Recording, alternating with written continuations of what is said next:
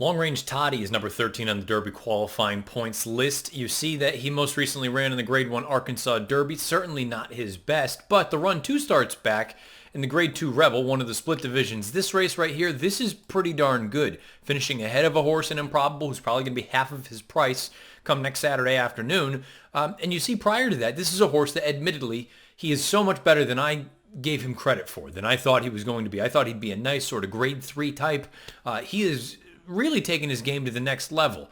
We're going to go back and take a look at the Rebel. This was the run where he goes and defeats Improbable. Now, Improbable's got the jump on him on the far outside. Here is Long Range Toddy in those white Horton silks, sitting a beautiful trip in behind horses. He's loaded. He just needs somewhere to go.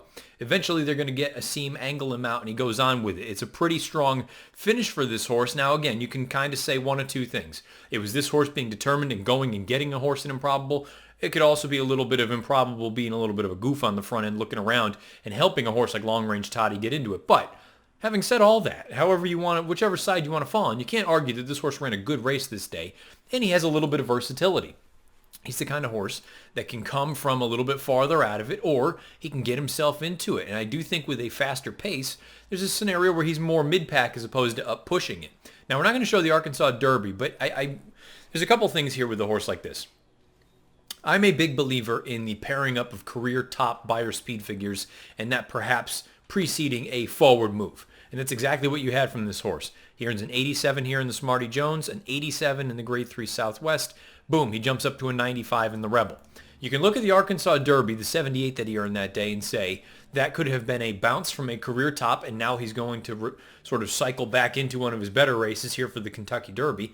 Or you can kind of approach it the way that I am.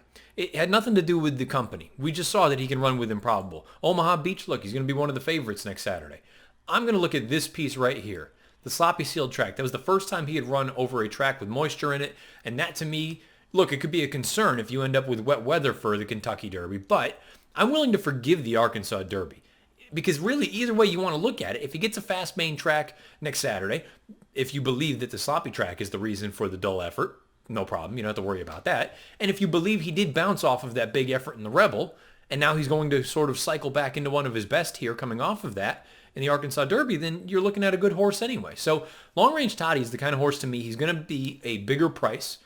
He's going to kind of slip through the cracks a little bit. I don't know if he can win this race, but I'm definitely going to be using him underneath. I could see him finishing second, third, fourth without question. The win is really not totally out of the realm of possibility, if we're being honest, but to me, he is better used underneath. I think Long Range Toddy, again, he's a much better horse than I had given him credit for as a 2-year-old. He continues to impress, and he's won me over. I'm a fan of his. I think Steve Asmussen does a great job. Long Range Toddy, if you don't want to use him on top, I would strongly encourage you to consider using him underneath in any of your exotic wagers.